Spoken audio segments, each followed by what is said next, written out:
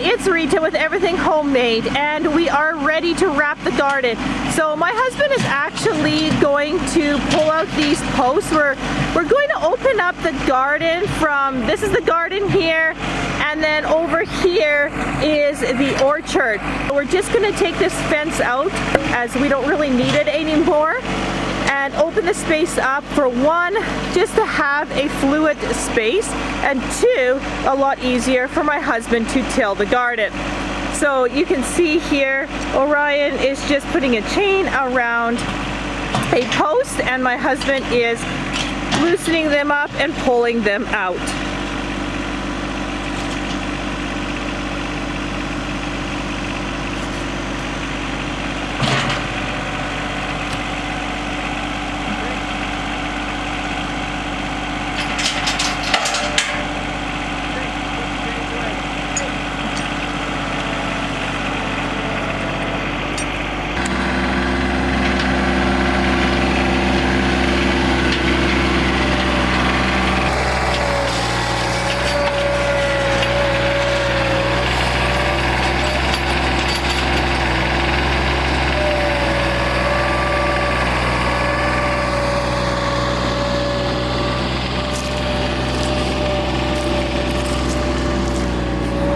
Take a look at that. This is beautiful. Look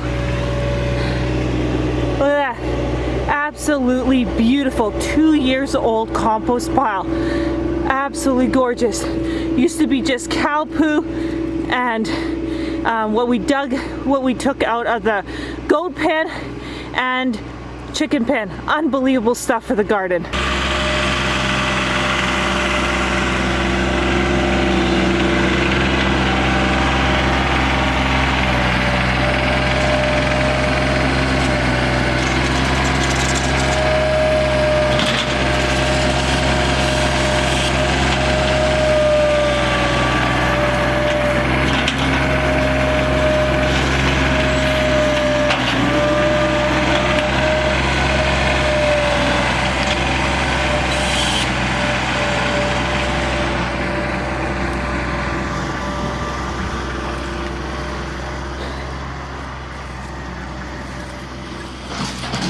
So as he dumps the compost into the garden, this area we really had trouble this year in plants being stunted, so I'm going to really give this area the first boost.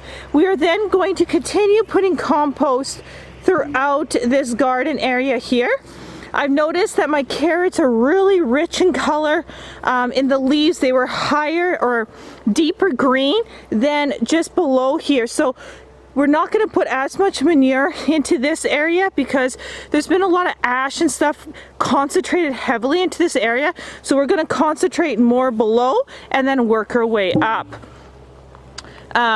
So that's what we're doing. The other thing that we need to remember is that there are weeds coming from the compost pile. You see this quackgrass? Nasty, nasty stuff. So we're going to do our best to get these weeds picked out so they don't obviously take over the garden, but he's just gonna continue to spread it. It's gorgeous. It's awesome to be holding your dirt that you have made yourself out of poo. So it's quite amazing to see it being complete and put into the garden. Now this took 2 years to make. We're doing it a passive compost, so we're not turning it all the time. We add it. My husband turns it in the spring, and then again sometimes once in the middle of the summer. Otherwise it basically, we just let the microorganisms do their thing, and it does work. So he's going to continue to bring in more compost, and then we're going to till.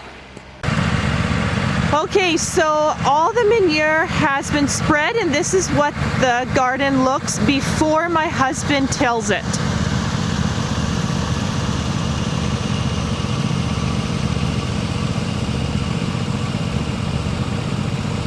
So again, in the farthest corner there, I actually requested that nothing be spread because it is so rich right in that corner. And so we're gonna leave it out this year.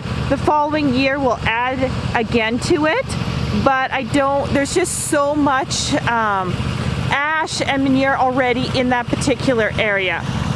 So we are, again, just to recap, we're doing this before the snow flies. So this is in the end of the first week of October.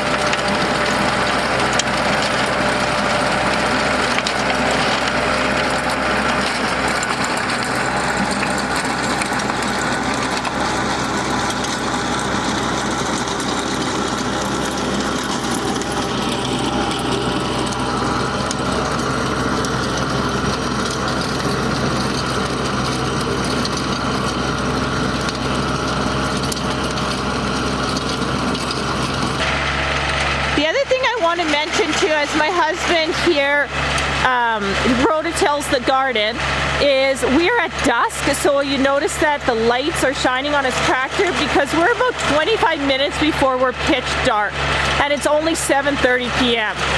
So the other thing that's really important about tilling the garden in the fall is to control pests. And a lot of the pests have already went dormant up here in the north, and what we're doing is really working the ground and disturbing their hibernating place. So it's really important to get a really good till in. A little bit later, just before the winter sets in, it upsets them. So that is highly important to remember in pest control, is to disturb the environment of the pests.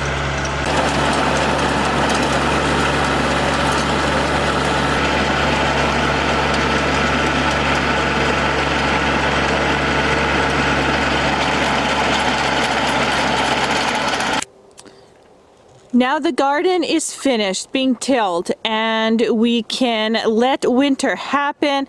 Everything is clean for next year and we're ready to enjoy the canned goods, the stored carrots, the wonderful produce that we have brought in for the winter. I just want to say thank you to everyone who has followed me on this series. It has been a delight to read all the comments, and I'm sure this series will be helpful to people for years to come. So thanks again. This will be the last episode for this series. Thank you so much for watching, and we'll see you on the next video.